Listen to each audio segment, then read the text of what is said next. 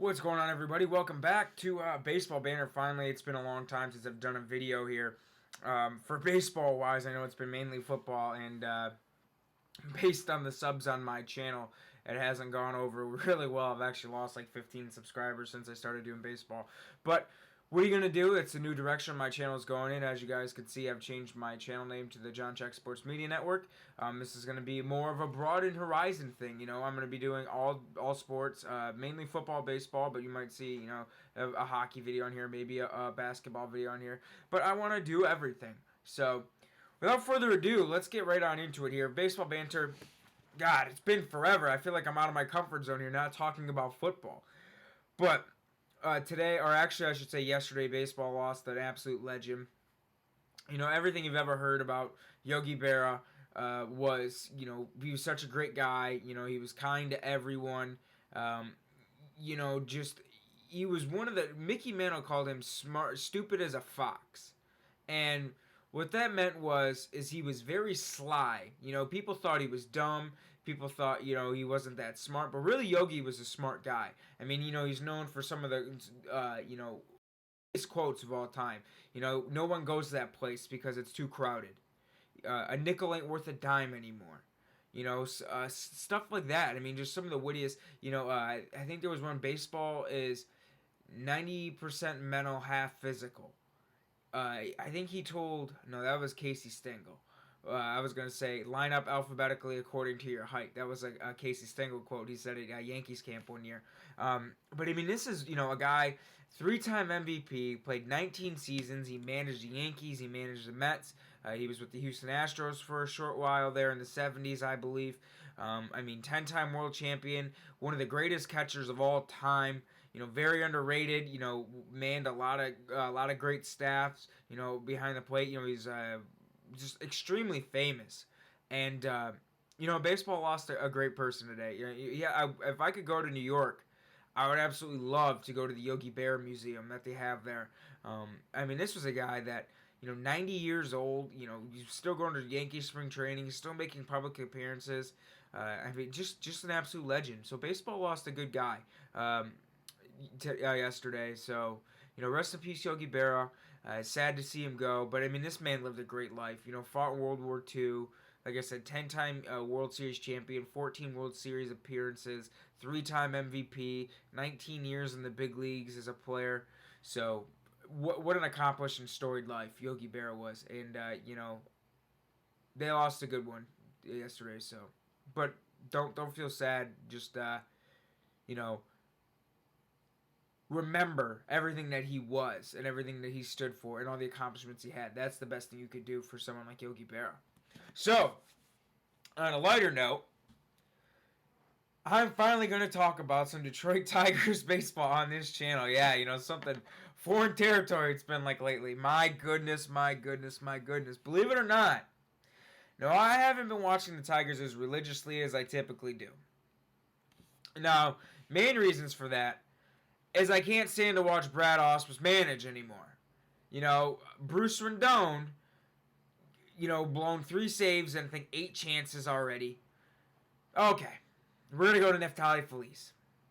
Alex Wilson still playing, you know, mop-up role, you know, still not being used correctly. And I know these games don't mean anything to this point in the season. It is what it is, whatever. I just cannot watch this bullpen. I mean, every night, you know, the team will get a lead. This is a typical weekend of Tigers. You start out, you got Justin Verlander. Pitched great. 2.20 ERA over his last 12 starts. He won today. He's been absolutely outstanding. Okay, awesome. You got Randy Wolf. Well, that's a guaranteed 3 to 5 earned run night, and maybe he pitches 5 innings and the Tigers offense comes out and has a decent offensive showing, and they're up by 2. Well, you know by the 8th inning, it's going to be a 1-run lead, and you know by the 9th, well, Bruce Rendon's going to be coming out. Not anymore, though. We'll get to that in a minute. So, he's gone. There's a game blown. Probably. An 80% chance game blown. 20% chance he might win. Then you get to Kyle Obstein. Well, he's inconsistent as all hell. Is he going to make it 5 innings? Maybe, maybe not. Probably give up 5 earned runs. And the Tigers lose a big game. Or big time. That's probably a blowout game. Speaking of blowout games, then it's Alfredo Simon. Yeah. This man is either throwing complete game shutouts or he can't make it out of the third inning. It's perplexing as all hell. You can watch this guy come out, throw nasty split after nasty split, chuck a nice bender. He's got good stuff. I mean, when he's getting on top of that split and he's got his curveball for strikes, he's untouchable because he throws hard. He's a mid-90s fastball guy. He's got velocity. He's got movement. He doesn't have consistency. Some splits are just freaking, buried. I mean, these things are breaking 3 feet. They're almost like curveball-ish. They break so hard. And he's got some splits that is, you might as well be lofting it up there underhanded and saying, scream, hit me. Because that's what they are. I mean, this is a guy that goes out and throws a complete game one hitter, and then the next start, he doesn't get out of the 5th.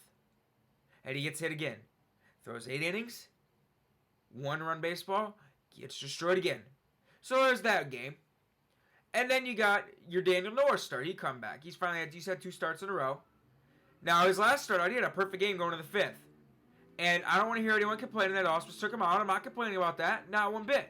This kid coming off an oblique injury, very easily re-aggravated. You're not playing for anything this year. You need him to be healthy. Okay, I understand that. Comes out after 60-some pitches. Last start out against the Twins. Looked really good. I think he only pitched 4 innings. He had 50-some pitches. Understandable.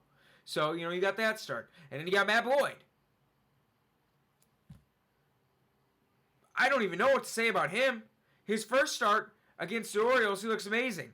Then he gets crushed for a good extended period amount of time. He had a good start his last time out. He's going to start again tomorrow.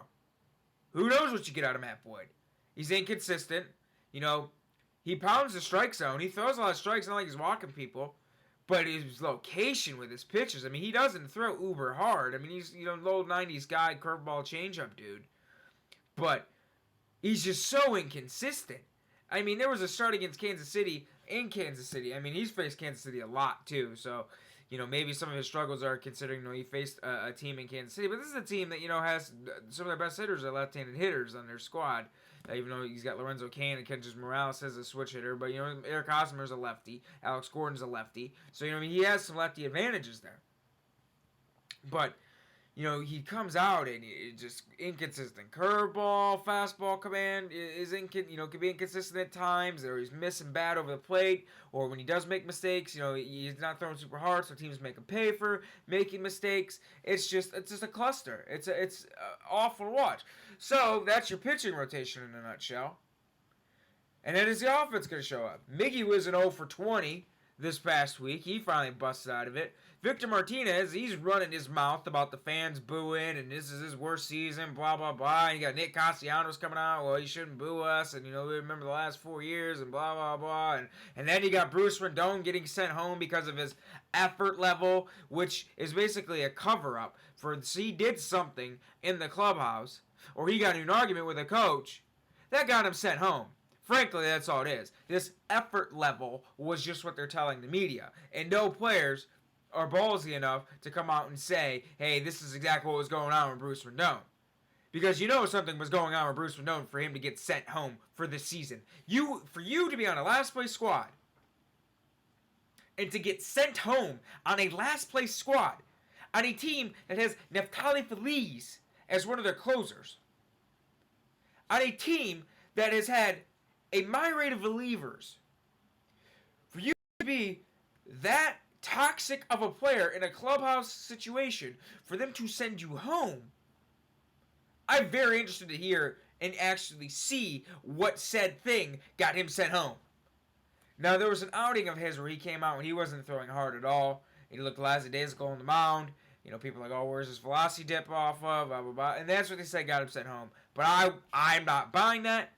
There's something more than just effort level. And like I'm saying, you're on a last place squad and you get sent home. Whatever he did, it wasn't good. So, that's pretty much your Tigers in a nutshell. JD Martinez is basically the reason to watch anymore is Daniel Norris. Because I love Daniel Norris. He's a stud. He's an athlete. I like watching him pitch. JD Martinez's quest for 40. Isn't that amazing?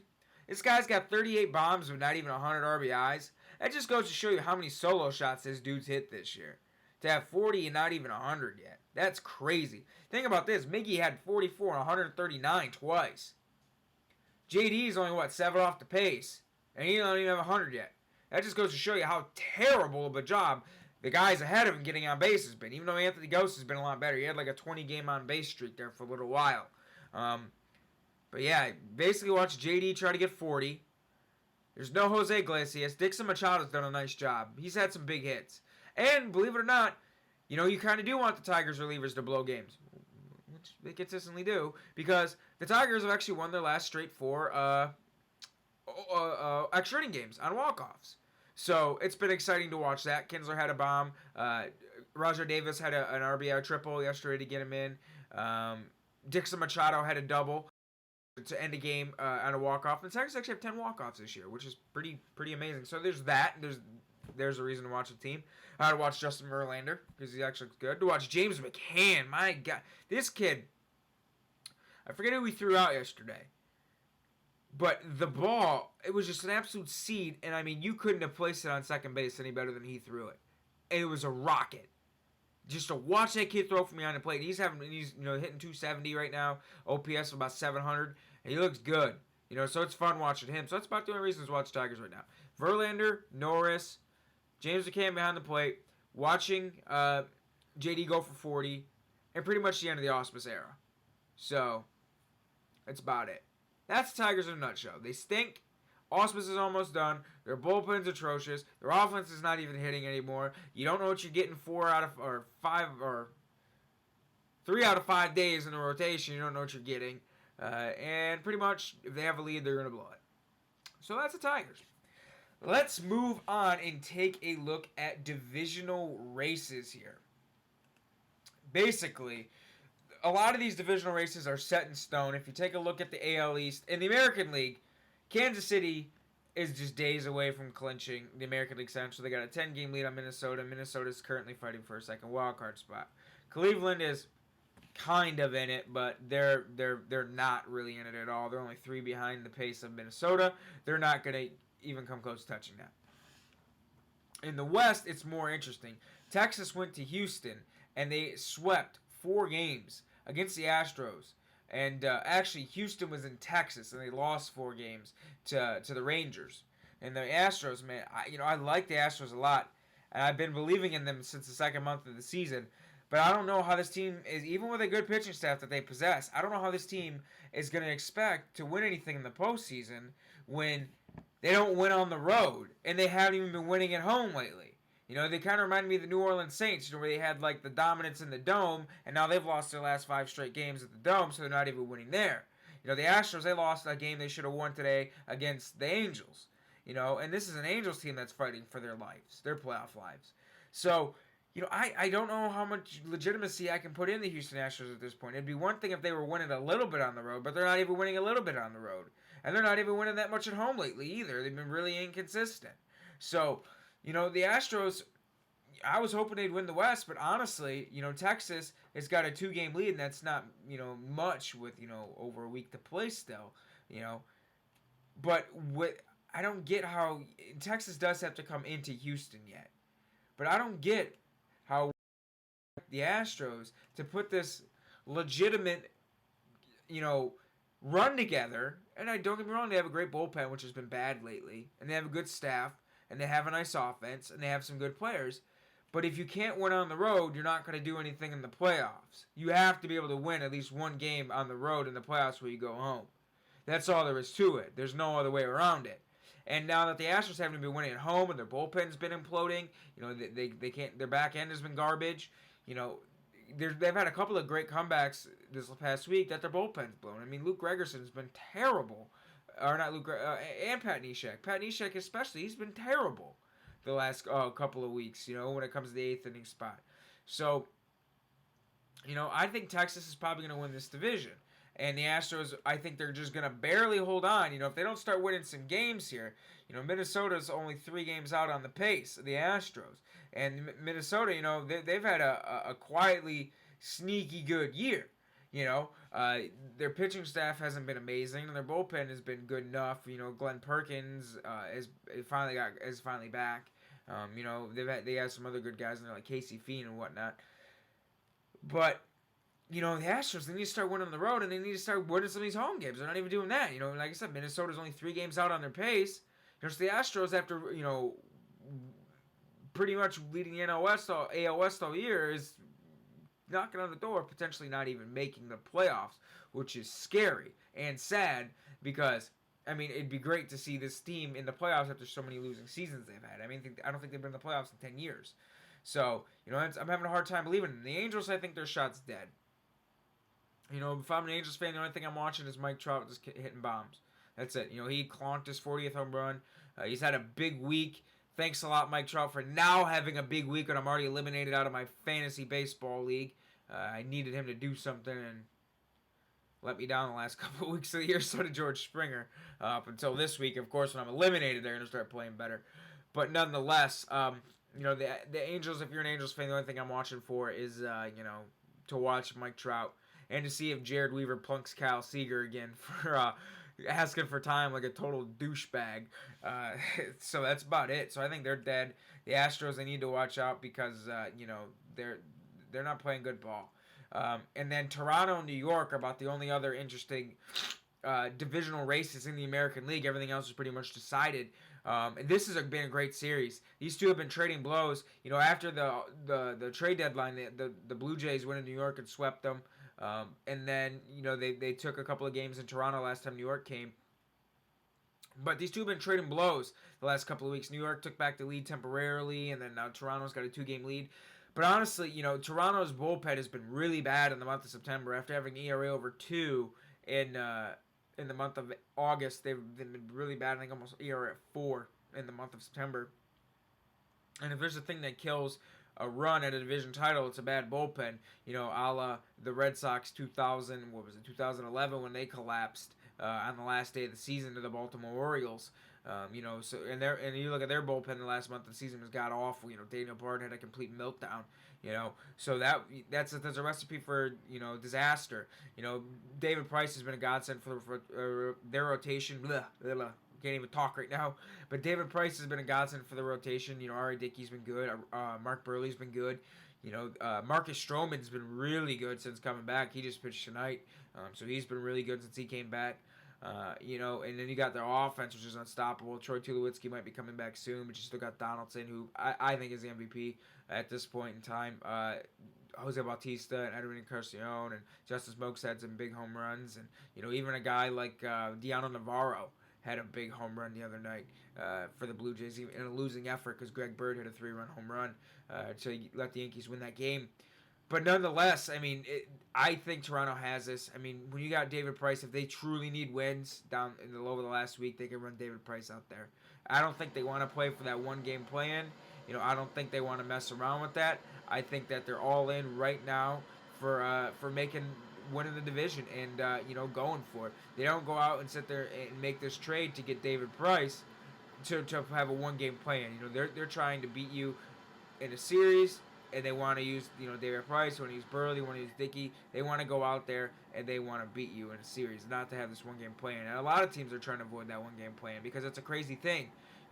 Travis Ichikawa, stuff like that can happen to you. Or, Brandon Crawford hits a grand slam in Pittsburgh. That can happen to you. Or, look at the very first year with the Braves and who'd the Braves play? I think it wasn't the Cardinals. I forget who they played in the very first NL wildcard play, and I remember Chipper Jones' last game. I can't remember. But, a couple of big calls and, a couple of misplays, and they lost. They lost their season because of that. And Chipper Jones was ousted early. So, it's something teams avoid. But I think Toronto is going to win it. So if I had to, pick right now, my division winners would be Toronto, Kansas City, Texas. My wild cards are the Yankees and Astros. And that's going to be an interesting game because the Yankees would host it in Yankee Stadium. So I'd imagine it would be Dallas Keuchel, probably against Masahiro Tanaka. Even though he's hurt right now, too. The Yankees are skipping his next start, I believe. So that would be the AL for me. And then the NL, oh my God, I cannot wait for the NL races to go on. It's going to be amazing. You have a plethora of so many good teams right now in the NL. For pitching staff-wise, it's scary how good these matchups are, and I'm excited. I honestly cannot wait for the playoffs to start for the NL. So basically, the Mets only got a 6.5 game lead over the Nationals, but the Nationals are dead. They just, Strasburg's had a couple of really good starts. Bryce Harper, he's trying his best. The boy's got 40 home runs. He's leading the NL in homers. He's leading the NL in average. He's leading the NL in on-base percentage. He's leading the NL in OPS. He's leading the NL in slugging. I mean, you cannot do any more than Bryce Harper's done to even keep his team within a 6.5 game window. I mean, after the Mets swept them, that was it. That was it. They were done. Their pitching staff is too little, too late. Scherzer hasn't been nearly as good as he was the first half of the season. Zimmerman's been okay, has been all right. Strasburg's done really good. He's had a couple of, I think, 3 straight 10 strikeout plus games in a row. Excuse me. But like I said, it's basically the Bryce Harper show. Too little, too late. Pretty much is all this for the rest of the team. So you can't fault him.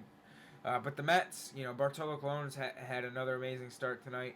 Matt Harvey with this whole inning limits BS, which I find complete crap. That, he can't go out there and throw a couple out, 20 extra innings when your team has a legitimate shot at winning the World Series, which is absolute hearsay to me. I cannot believe that. Anybody that calls himself the Dark Knight and a competitor is going to sit here and say, I can't pitch this many innings. I cannot believe that. So, but anyways, with Matt Harvey and Noah Syndergaard and Jacob deGrom and Steven Matz, they got a great team. And, with Yoenis Cespedes, I mean, he had 17 home runs with the Tigers, and he's got already, I think, that many or more with the Mets. I know he had 17 or 18 a couple of days ago, and I know it's been a couple of days since he hit a home run. He's slumping, after his huge stretch he went on. But, they've been a great team, and, they got a legitimate shot to win the World Series. They're an outstanding squad, but I think they do take the East, and, the Nationals, they have no shot even making the wild card. And pretty much Matt Williams is coaching his final games because I think everyone there is sick of him in Washington. And then the Central is amazing. The Cardinals already clinched a playoff berth. They could lose out the rest of the year and still make the playoffs. They're trying to win 100 games at this point of the season is all they're playing for. The Pirates, they're coming close to clinching a playoff spot as well. They had another great year. That pitching staff is absolutely nasty. Good young pitching staff. They have a great young team. They have a good bullpen. It's going to be exciting to watch the Buccos play in October this year. The NL Central is by far the best division in baseball. Just the quality of teams and the quality of races has been outstanding. I mean, the last couple of years, even when the Cubs were bad, the Reds were good the last couple of years too. So, I mean, it's amazing the depth in that division. I mean, look at Chicago, the Chicago Cubs. I mean, they would be in first place in any other division in baseball. Yet they're in third place, and they're gonna have 90 wins plus this season. This division have 3 90-plus win teams, potentially one 100-win team. That goes to show you how good they are. That division is. And then Chicago is in third. They're trying to catch Pittsburgh, but they're gonna be I think the wild card game is gonna be Pittsburgh and the Cubs. And it's gonna be that's gonna be an amazing game, an amazing one-game play. And it almost sucks.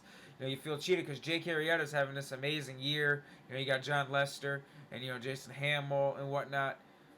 And then their back end of the Cubs bullpen has been a bit iffy, but you got all these great young players on their team. Addison Russell and Javi Baez is up doing his thing now. Starlin Castro had a nice game, a 2 home run game the other day. He's trying to play for playing time because he's guy ended up getting shifted to second because the Cubs are sick of him. But anyways, nonetheless, we got Chris Bryant and then Anthony Rizzo and Carlos Schwarber, Miggy Montero and Jorge Soler, and they got Austin Jackson, Dexter Fowler. I mean, they got a great squad. Chris Coughlin. I mean, they got a really good squad. Yet, and so do the Pirates.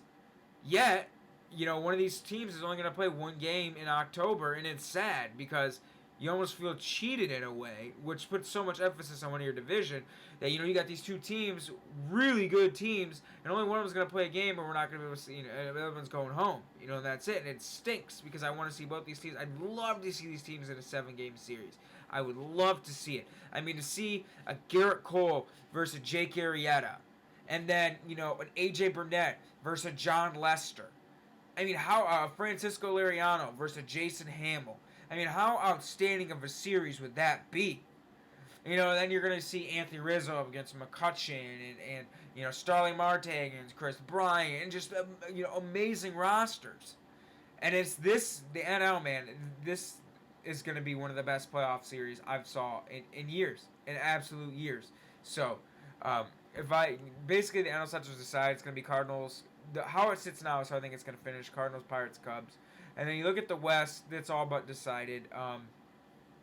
The Dodgers are going to win that.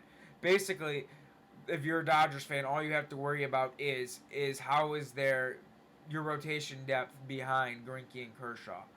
Basically what you need to hope for is that Kershaw and Greinke pitch. By some grace of nature, there's a 2-day delay. Kershaw can pitch again, and then Greinke can pitch again. Because they don't have much depth after those guys. They've tried everything to get more pitchers in there. Matt Latos got designated for assignment. Alex Wood has been all over the place. He's been good. He's been bad. He's been good. He's been bad. But there's no consistency. You got Mike Bolsinger and Brett Anderson. They don't have much depth behind Greinke and Kershaw. So, that's got to worry you a little bit if you're a Dodgers fan. But, they have a great team. Even though Jock Peterson hasn't been as good as he was in the first half, he's still a good quality hitter. Corey Seager's been really good in his limited time. You got, Chase Utley hasn't been too bad with the Dodgers, and you still got Jimmy Rollins, and Agon's had a great year. Yasmani Grandal hasn't been as good as he was in the first half, but he's still a hitter that can take you deep and give you a quality at bat at times. Work a walk. So, the Dodgers are an interesting team too, but I think what it's going to come down to, you're basically, I think the best three teams that have a chance to win in the World Series in the NL is either the Pirates, Cubs, or Cardinals. One of those three teams is going to win the World Series. I want to say that the Mets are my sleeper team to make it, to win it all. But if I had a gun against my head and I had to decide, I'm taking one of those three. I don't give it to the Dodgers because you saw what Clayton Kershaw does against the Cardinals every single year. He just cannot beat them. He had a 5-run lead last year and he blew it. He does not pitch well in the postseason. Greinke, I'm not sure about his postseason numbers, if they're too good or not. If he's even been in the postseason. I'm trying to remember because I know he wasn't there with Kansas City. I think he was there. No, I don't think he was there with the Brewers either. Because, I don't think he was at the Brewers. And I know he wasn't there with the Angels because the Angels got eliminated. Weren't in the playoffs with him. So, I don't think Greinke's ever even. Oh yeah, last year he was in the playoffs. What am I talking about? Greinke was in the playoff last year with the Dodgers. So yeah, you see what kind of work Kershaw does. So I don't trust him. I would rather take the Cardinals pitching staff. That might be getting back Adam Wainwright as a reliever. You got the proven vet in John Lester who makes his money in the postseason, and what Jake Arrieta's done has been scary. So I would take I'd take the Cubs, or you got the Pirates. With Cole and Locke and Burnett and Francisco Liriano, they got a J.A. Happ's been really good for them too. So they got some quality pitchers there. So I think whoever wins the World Series coming out of Central, and basically I think the playoffs are set. Mets, Cardinals, Cubs, Pirates, and Dodgers are going to be my playoff teams. So if I had to pick the World Series right now, I'm going with the Mets facing the Blue Jays. I would love to say Cardinals, Blue Jays, or really Cubs, Blue Jays. But I'm going to go with my sleeper pick right now, even though I just said who someone's going to win the World Series out of the Central. But I'm going to go with the Mets for right now. But I truly think someone in the Central is going to win the World Series. But right now I'm going Mets, Blue Jays. And if you had to make me pick, I would say Mets in 6. So that would be if I had to do my playoff prediction right now. Because I think Toronto... Here's the thing about the American League in Kansas City. They're finally putting Wade Davis as closer because Greg Holland's been bad. But, you look at their pitching staff. Johnny Cueto was absolutely awful for 5 straight starts. They got Jeremy Guthrie, Edison Volquez, and Donna Ventura. They just don't have a deep pitching staff. And I don't know how long. I know how good their bullpen is. But I just don't think you can replicate a performance that you had last year of the dominance that the Royals had for for postseason pitching with their bullpen. I mean, that's just a lot to ask your bullpen to do 2 straight years. You got to get more than 5 innings out of your starter some point in time in the postseason. And Cueto doesn't look like he's going to be able to guy to do that. So that's why I would pick Toronto. I think Toronto is going to represent in the World Series for the American League. Simply for the fact that their pitching staff is kind of underrated, since Price arrived in Toronto. That offense is amazing. They play good defense, and I know the back end of their bullpen's been in question, but I think that they're going to score enough runs, and with that pitching staff, they're going to be all right. I think that's what puts me over the top for them over Kansas City. And the Mets, I can't argue with those arms. They can throw you out a quality arm. They're going to have so much depth. Their bullpen is not good, but say they don't put Matz in rotation. There's a lefty you can chuck out of the pen, and then you got Bartolo Colon, who probably won't be in the rotation for the postseason. He might not, but I mean, you can put him in the bullpen. There's some quality innings out of that arm, to already go along with the Jerry's Familia in the back end of that rotation as well. So that's why I would pick the Mets to represent the NL in the World Series. So last but not least, I want to talk about who I think is going to win what awards right now. Basically, if I had to go. Right now, for my AL MVP would be Josh Donaldson. I'd love to say Mike Trout, but, Mike Trout, I don't like the argument because he didn't play on a winning team and didn't make it play. I hate that argument. Basically, to me, if you're the best player in the American League, you're the best player in the American League, irrelevant of your team's record. I don't care about that. But for me, Donaldson, I mean, what he did for the Blue Jays, if you take Josh Donaldson off the Blue Jays, and I know I'm using the old traditional argument, blah, blah, blah, you take him off the Blue Jays, they're not a playoff team. But really, the only reason why the Blue Jays were in position to make these trades, to be good enough to make those trades, to be a playoff team, is because of Josh Donaldson being an absolute monster. So that's why for me he's the MVP. I mean, you talk about a guy OPS over 1,000. I mean, this guy's got to be slugging over 600 or close to it. Good on base. 40 bombs. This guy's a stud. That's why, for me, he's the MVP of the American League. Cy Young in the American League, it's just hard because you got so many good candidates. You got your Sonny Grays and your Dallas Keuchels and, your David Price. But, I think I would go Dallas Keuchel at this point. I mean, his record at home, I think he's like 14-0 with an ERA of close to sub-2. He's been absolutely outstanding. I know his record on the road, it's not bad. It's certainly good. It's not his home record, but he's been amazing. I mean, for the way that guy, a sinker ball guy, the way he gets outs, his command, his ability to locate. That's why for me he would be the Cy Young in the American League. I think Alex Rodriguez would be my comeback player of the year for the American League. I mean, this guy had 30 plus home runs. If you would have told me at the start of the year that Alex Rodriguez was gonna have 30 home runs, I'd have been yeah. I don't think he's gonna be on the roster at the end of the first month, let alone 30 home runs. And then for my American League Rookie of the Year, Carlos Correa. I mean, the guy almost has 20 home runs. A stud defender at short. Francisco Lindor was really good too. But this guy is the next generation of shortstops. Big body guy, not a traditional body for shortstop. But he's gonna hit you some power. He's got some speed. He's gonna steal some bases, and he plays an outstanding short, strong arm. That's why he'd be my Rookie of the Year. And then the NL Cy Young. This is hard because Kershaw and Greinke alone. I mean, Greinke has, I think, an ERA of like 160 something. He's a freak of nature. How low his ERA is, and then Kershaw's in the second half, his ERA is like 1 something, and his ERA overall is like just a shade over 2. But Jake Arrieta, he has, I think, like 4 straight starts of 8 innings or more, and he's got a couple of complete games in there, a no hitter. His ERA is 188. He's striking out everyone at an alarming clip. So this one's hard. I honestly think this might be the first year we see a tie in the Cy Young Award winning vote, just because of how evenly matched it is. But if I'm giving it to anyone, believe it or not, I know Greinke's got an ERA of atrocious, scary, astonishingly low. That's the word I'm looking for. But I think Jake Arrieta is probably the Cy Young in the NL this year. Just his last 10 starts, he's got a no-hitter in there. How many times he's gone 8 innings, how many strikeouts he has, how absurdly low his walks are. I mean, this guy is pitching an ERA sub-1. He's been amazing. So I think that's why he'd be my Cy Young this year over Kershaw and Greinke. And it's not always the guy who wins with the low CRA wins the Cy Young. I honestly think Jake Arrieta deserves it. He's been amazing. So that's why he'd be my Cy Young. My NL MVP would be Bryce Harper. Like I said, I don't care about your team not making the playoffs. If you are good enough and you are the best player in that league, you are. The only thing he doesn't lead in the NL is RBIs, I believe. How in the hell you're not MVP when you are that dominant over your league? It just doesn't compute to me.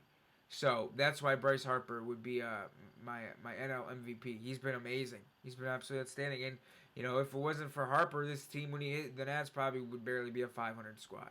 Simple as that. So that's all I got for you guys today. Another podcast will be coming probably Saturday.